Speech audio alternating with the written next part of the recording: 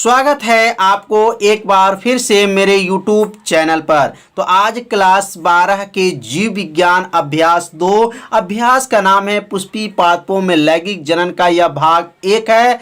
आज से अभ्यास 2 को चालू किया जा रहा है। तो आप सभी विद्यार्थी ये शाम को 8 बजे लाइव क्लास से जुड़िए और प्रतिदिन मेरे वीडियो को देखिए और एक अच्छे से नोट्स को बनाते चलिए। तो पहला भाग में हम लोग पढ़े थे जीवों में जनन, जीव के अंदर जो जनन की क्रिया थी उसके बारे में बताया गया।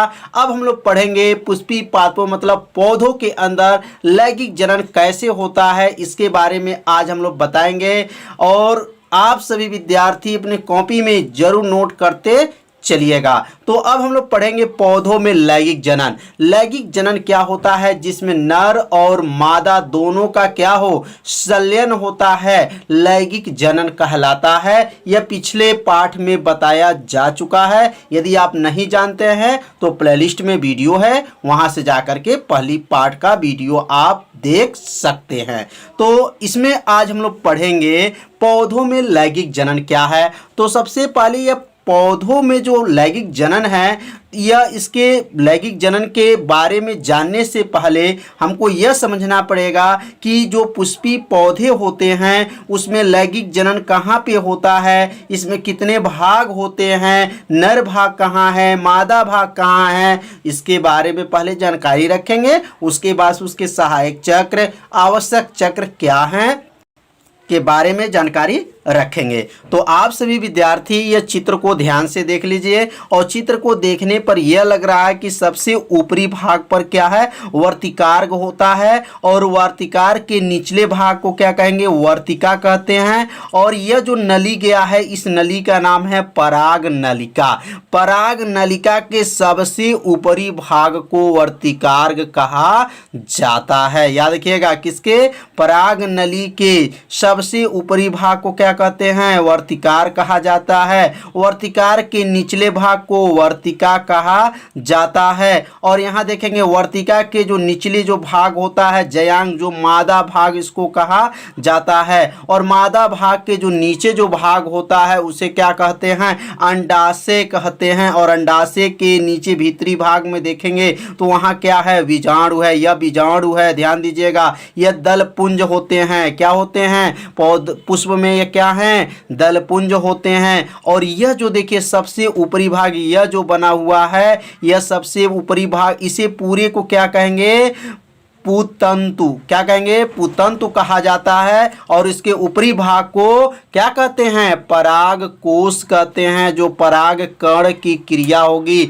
जो आगे आप को वीडियो में बताया जाएगा। और यह देखिए इसका नाम जो है पुमंग है, जो नर भाग होता है। तो नर भाग यहाँ है और मादा भाग यहाँ। तो इसका मतलब पुष्प में नर और मादा दोनों भाग इसके अंदर उपस्थित हैं। तो यह दलपुंज है। और यह जो देखिए बाहर की तरफ निकला है उसका नाम है बाह्य दलपुंज। तो सबसे पहले आप सभी विद्यार्थी इस चित्र को आप लोग शार्ट स्क्रीन ले लीजिए और इसे अपने चित्र को, यह चित्र को अपने कॉपी में क्या कीजिए, बना लीजिए। तो अब चित्र बनाने के बाद आप क्या लिखेंगे, तो अब इसके बारे में समझेंगे।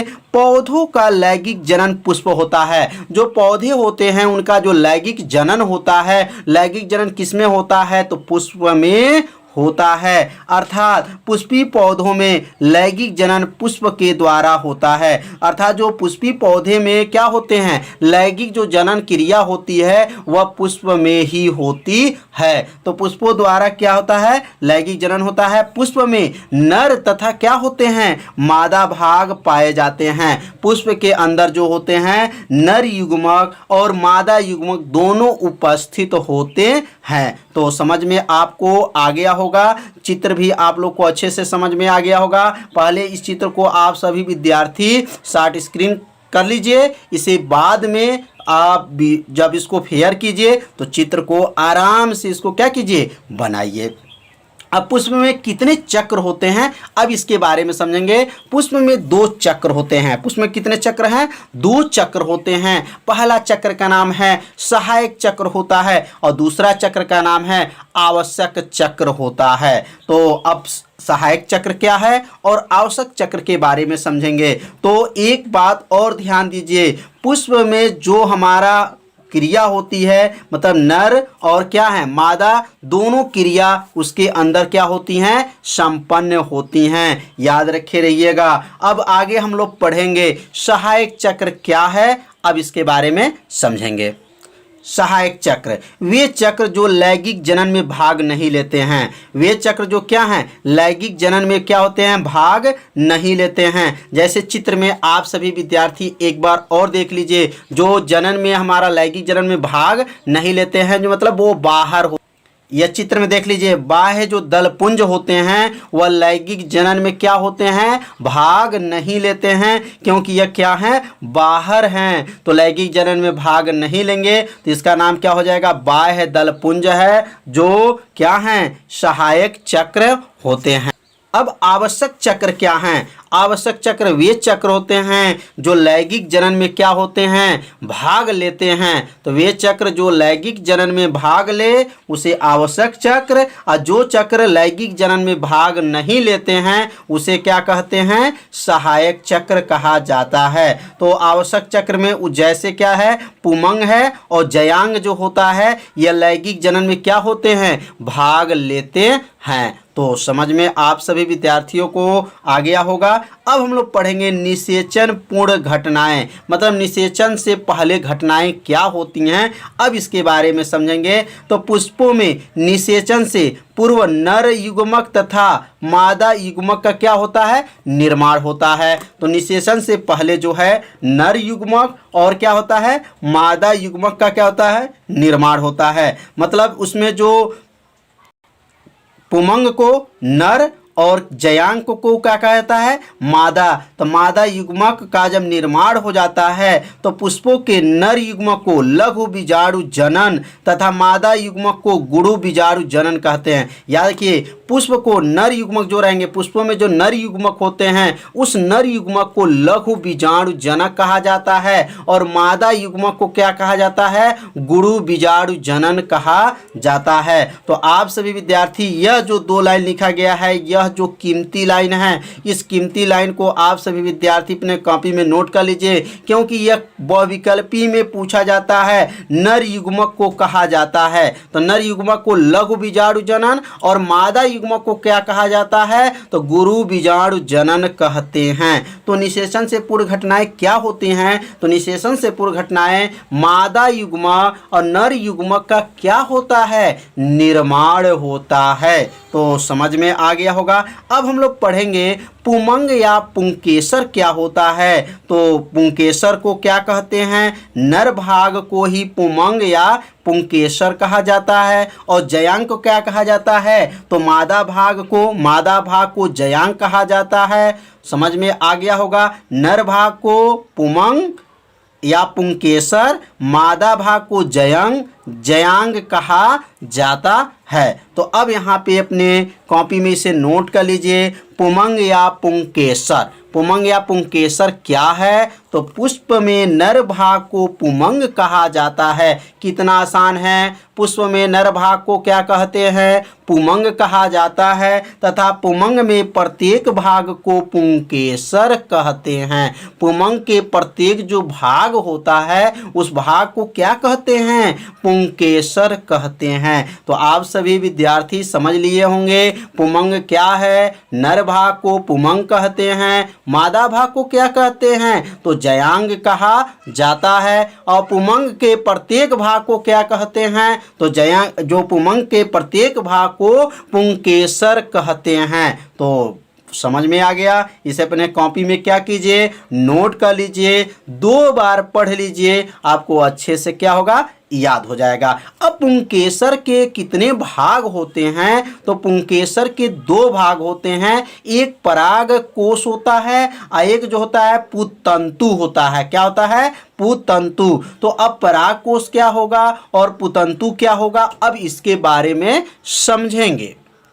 अब यहाँ नोट कर लीजिए, पुंकेसर में मुख्यतः 2 भाग होते हैं। पुंकेसर में कितने भाग होते हैं, 2 भाग। पहला का क्या नाम है, तो पहला का नाम परागकोश है और दूसरा का नाम पुतंतु है। अब परागकोश क्या है? तो परागकोश क्या है? तो प्रत्येक परागकोश में दो पालियां होती हैं। जो प्रत्येक परागकोश होती हैं उसमें दो क्या होती हैं? पालियां होती हैं, और पाली में दो प्रकोष्ठ होते हैं। ध्यान दीजिएगा, परागकोश में दो पालियां और पाली में दो प्रकोष्ठ होते हैं। इन प्रकोष्ठ को लघु बीजाणु कहते हैं। याद रखिए, लघु बीजाणु किसे कहते हैं? यह भी कई बार परीक्षा में आ चुका है। तो ध्यान, परागकोश में दो पालियां होती हैं और पाली में दो क्या होते हैं? प्रकोष्ठ होते हैं। इन प्रकोष्ठ को लघु बीजाणु कहते हैं। इस प्रकार परागकोश में 4 लघु बीजाणुधानी होते हैं। तो परागकोश में कितने बीजाणुधानी होते हैं? तो 4 लघु बीजाणुधानी होते हैं। तो समझ में आ गया होगा कि परागकोश का मतलब यह है कि परागकोश में दो पालियां और पाली में दो प्रकोष्ठ। इन प्रकोष्ठ को लघु बीजाणु कहते हैं, और इस प्रकार के परागकोश के 4 लघु बीजाणुधानी होते हैं। तो समझ में आ गया होगा कि एक परागकोश में कितने लघु बीजाणुधानी होते हैं? तो एक परागकोश में 4 लघु बीजाणुधानी होते क्या होते हैं? लघु बीजाणुधानी की परिभाषा क्या है? इसकी संरचना क्या है? तो आप सभी विद्यार्थी अपने कॉपी में इसे नोट करते चलिए। तो लघु बीजाणुधानी क्या होते हैं? लघु बीजाणुधानी लगभग गोल होते हैं और इसमें 4 भित्ति होती हैं। तो लघु बीजाणुधानी क्या हैं? लगभग में गोल होती हैं, और इसमें कितने भित्ति होती हैं? तो 4 भित्ति होती हैं। 1 2 3 4। देखिए यहाँ 4 भित्ति बना हुआ है। लघु बीजाणु लगभग क्या होता है? गोल होता है। और चारों इसमें जो भित्ति का नाम क्या है? तो पहला भित्ति का नाम है बाह्य संरचना है, दूसरा का नाम है मध्य परत है, और तीसरा का नाम है एंडोथोसियम तीसरा का नाम है, और चौथा का नाम है टैपीटम। तो इसमें 4 जो है भित्ति होते हैं। तो चारों भित्ति का आप सभी विद्यार्थी नाम नोट कर लीजिए, और इस संरचना को लघु बीजाणुधानी का चित्र बना लीजिए। अब इसमें चारों जो संरचना का क्या कहाँ कहाँ उपस्थित होते हैं, अब इसके बारे में समझेंगे। सबसे यह ऊपरी भाग को देखिए, इसको बाह्य त्वचा कहा जाता है।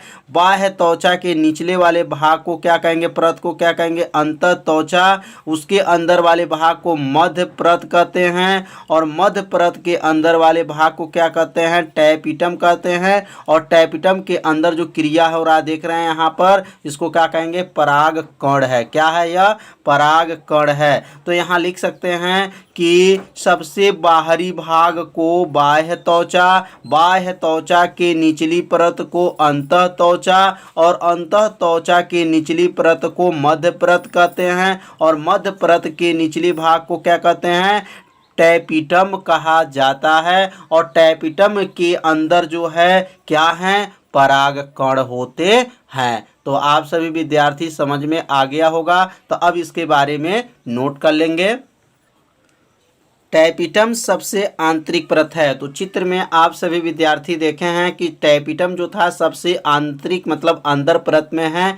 इसके संरक्षक का कार्य 3 परत है। अब इसको संरक्षक मतलब टैपीटम को संरक्षक कितने परत करेंगे? तो 3 परत होते हैं। पहला का नाम है बाह्य त्वचा एंडोथोरियम तथा मध्य परत करता है। मतलब टैपीटम का जो अगर उसको सुरक्षा का संरक्षक का कार्य कितने परत करते हैं? तो 3 परत करते हैं। तो चित्र में एक बार और देख लीजिए। तो यह जो है भाग जो बना हुआ है उसका नाम है टैपीटम है, और टैपीटम का सुरक्षा कौन कौन करता है? कौन कौन परत है? तो इसके आगे 3 परत होते हैं। पहला है बाह्य त्वचा है, अंतः त्वचा है, और मध्य परत जो है टैपीटम को क्या करता है? संरक्षण का कार्य करता है। और टैपीटम विकसित हो रहे परागकणों का पोषण प्रदान करती है। मतलब टैपीटम के विकसित जब हो जाता है तो उसमें जो परागकण होते हैं, बीच में देखे हैं चित्र में आपको बनाया गया है, तो उसमें जो क्या है? परागकणों का क्या करता है? वह पोषण प्रदान करती है। कौन करता है? तो टैपीटम जो है पोषण प्रदान करता है। तो आप सभी विद्यार्थी इसे अपने कॉपी में नोट करते चलिए, और इसे नियम को समझते रहिए। क्या इसके भाग हैं, क्या इसके जो चित्र में बनाया गया ये सब क्या हैं? तो आप सभी विद्यार्थी समझ में आ रहा होगा। अब हम लोग पढ़ेंगे परागकण क्या होते हैं। तो परागकण क्या हैं, अब इसके बारे में समझ लिया जाए। परागकण पुष्प का नर युग्मक होता है। जो परागकण होता है वह पुष्प का क्या होता है, नर युग्मक होता है। यह गोल होता है, मतलब परागकण जो होते हैं वह गोल होते हैं और नर युग्मक इसका भाग कहा जाता है। और इसका व्यास लगभग 25 से 50 mm मतलब मिलीमीटर, मतलब इसका जो व्यास है परागकण का जो लगभग व्यास है कितना है, 25 से 50 mm होता है। इनमें दो परतें वाली भित्ति होती हैं, मतलब परागकण में दो भित्ति पाई जाती हैं। पहला भित्ति का नाम बाह्यचोल है और दूसरा का नाम है अंतःचोल। तो यहाँ पे लिख लीजिए, इनमें दो परतें वाली भित्ति होती हैं जो बाह्यचोल तथा अंतःचोल कहलाती हैं। तो समझ में आ गया होगा कि परागकण जो होते हैं वह नर युग्मक होते हैं और यह क्या होते हैं, गोल होते हैं और इसका व्यास जो है 25 से 50 mm तक होता है। mm का मतलब मिलीमीटर तक होता है। इनमें दो परतें पाई जाती हैं, पहला बाह्यचोल है और दूसरा का नाम क्या है, अंतःचोल कहलाती हैं। अब बाह्यचोल का बारे में समझेंगे कि बाह्यचोल क्या है। बाह्यचोल कठोर तथा खुरदुरा होता है। बाह्य जो चोल होता है इसको विशेष में आप लोग याद रखिएगा कि बाह्यचोल क्या है, बाह्यचोल कठोर तथा खुरदुरा होता है तथा यह स्पोरोपोलिन नामक पदार्थ का बना होता है। यह जो क्वेश्चन है कई बार कंपटीशन में आ चुका है, तो इसलिए आप लोग इसको याद रखिएगा कि बाह्यचोल किस पदार्थ का बना होता है। तो बाह्यचोल जो है स्पोरोपोलेनिन नामक पदार्थ का क्या है, बना होता है। तो बाह्यचोल कठोर तथा खुरदुरा होता है और स्पोरोपोलिन नामक पदार्थ का बना होता है। अब अंतःचोल ध्यान देंगे। अब यह बाह्यचोल कठोर खुरदुरा है तो अंतःचोल जो है पतला है और क्या है, कोमल होता है। यह अंतःचोल पतला एवं क्या मानेंगे, कोमल होता है तथा इसमें पेक्टोसेलुलोस का बना होता है। मतलब यह जो है अंतःचोल किसका बना होता है, तो पेक्टोसेलुलोस का बना होता है। अब यहाँ चित्र को ध्यान से देखेंगे कि यह बाह्यचोल है। बाह्यचोल यहाँ लिखा गया है। बाह्यचोल किसका यह बना होता है, बाह्यचोल, तो यह जो है स्पोरोलिनिन का बना होता है। और यह जो है अंतःचोल होता है, यह अंतःचोल है और यह क्या है, बाह्यचोल है। तो समझ में आ गया होगा कि परागकण में कितने परत होते हैं। तो परागकण में दो परत, बाह्यचोल और अंतःचोल। बाह्यचोल जो होते हैं कठोर होते हैं, खुरदुरा होते हैं और अंतःचोल जो होते हैं पतले होते हैं और क्या होते हैं, कोमल होते हैं। तो आप सभी विद्यार्थी इस चित्र को बना लीजिए और इसे अच्छे से अपने कॉपी में सुंदर से चित्र को बनाते चल। अब पढ़ेंगे हम लघु बीजाणु जनन। लघु बीजाणु जनन क्या होता है, यह क्वेश्चन जो है कई साल की परीक्षा में आ चुका है। तो लघु बीजाणु जनन क्या है, पुष्पी पादपों के नर युग्मक परागकण के निर्माण होने की प्रक्रिया को लघु बीजाणु जनन कहते हैं। अभी हम लोग पढ़े हैं परागकण। परागकण क्या होता है, पुष्प का ये नर युग्मक होता है और वह गोल होता है और उसका व्यास क्या होता है, 25 से 50 mm तक होता है। अब यहाँ लघु बीजाणु जनन का मतलब क्या है कि पुष्पी जो पादप होते हैं मतलब पौधे होते हैं वो नर युग्मक परागकण के निर्माण होने की प्रक्रिया को लघु बीजाणु जनन कहते हैं। कितना आसान उत्तर है कि जो पुष्पी जो पादप होते हैं उसके अंदर जो नर युग्मक होते हैं, नर युग्मक मतलब परागकण के निर्माण होने की प्रक्रिया को लघु बीजाणु जनन कहते हैं। परागकोश में बहुत सारी कोशिकाएं पाई जाती हैं। जो परागकोश होते हैं उसमें बहुत सारी क्या होती हैं, कोशिकाएं पाई जाती हैं, जिसमें एक अधोस्तरी कोशिका पाई जाती हैं, जिसमें एक जो है अधोस्तरी कोशिकाएं पाई जाती हैं। जब वह कोशिका विकसित होकर बड़ी हो जाती हैं तो उसे प्रसू कोशिका कहा जाता है। तो जैसे जो परागकोश होते हैं उसमें बहुत कोशिकाएं पाई जाती हैं, जिसमें से एक ऐसी कोशिका होता है उसका नाम है अधोस्तरी कोशिका कहा जाता है। जब वह कोशिका विकसित होकर के बड़ा हो जाता है तो उसे प्रसू कोशिका कहा जाता है। अब यहाँ लघु बीजाणुधानी में ध्यान देंगे, इसमें कितने परत होते हैं इसमें, इसके अंदर गोले कितने होते हैं, तो याद रखिए इसमें जो है 4 गोले होते हैं। और ये पहले गोले का जो देखिए 1 2 3 4 जो बना हुआ है इसको क्या कहेंगे, तो लघु बीजाणुधानी कहा जाता है। और यह जो क्रिया हो रहा है उसको क्या कहेंगे, यह जो बना हुआ है इसे क्या कहेंगे, पराग कोश कहा जाता है। तो आप सभी विद्यार्थी इस चित्र को बनाते चलिए और अच्छे से नोट्स को तैयार करते चलिए। तो पराग कोश में कितनी कोशिकाएं होती हैं, तो बहुत सारी कोशिकाएं होती हैं। और उस कोशिका में एक कोशिका जो है अधोस्तरीय कोशिका पाई जाती है। और यह कोशिका जो विकसित होकर के क्या होती हैं, बड़ा हो जाती है। और उसे बड़ा होने पर वो उसका नाम क्या होता है, प्रप्रसु कोशिका कहा जाता है। तो इस चित्र को आप सभी विद्यार्थी बना लीजिए। अब हम लोग पढ़ेंगे प्रप्रसु कोशिका के प्रकार। तो प्रप्रसु कोशिका कितने प्रकार के होते हैं, तो प्रप्रसु कोशिका 2 प्रकार के होते। तो पहला का नाम क्या है, तो प्राथमिक भित्ति कोशिका है। और दूसरा का नाम है प्राथमिक बीजाणु जनन कोशिका है। तो यह 2 जो है इसके भाग होते हैं प्रप्रसु कोशिका के। तो अब इसके बारे में अध्ययन करेंगे। तो आज का पढ़ाई कैसा लगा आप सभी विद्यार्थी जरूर कमेंट कीजिएगा। यह प्रतिदिन शाम को 8 बजे लाइव क्लास चलता है। तो आप सभी विद्यार्थी अपने कॉपी में से नोट करते चलिए। अगर आपको समझ में नहीं आ रहा होगा तो वीडियो को एक बार और देखिएगा, जिससे आपको पूरा अच्छे से समझ में आ जाएगा। तो कल हम लोग पढ़ेंगे प्रप्रसु कोशिका के प्रकार, जो हम लोग पढ़े हैं 2। अब इसके बारे में कल के वीडियो में बताया जाएगा। आज का पढ़ाई जो है इतना ही। तो कल मिलते हैं। तो सभी विद्यार्थी याद रखिए, चैनल पर आप पहली बार आए हैं तो मेरे चैनल को सब्सक्राइब कर लीजिए, ये वीडियो को लाइक भी कर लीजिए, वीडियो को शेयर कर दीजिए। तो आज इतना ही। तो कल मिलते हैं, तब तक के लिए सभी विद्यार्थियों को नमस्कार।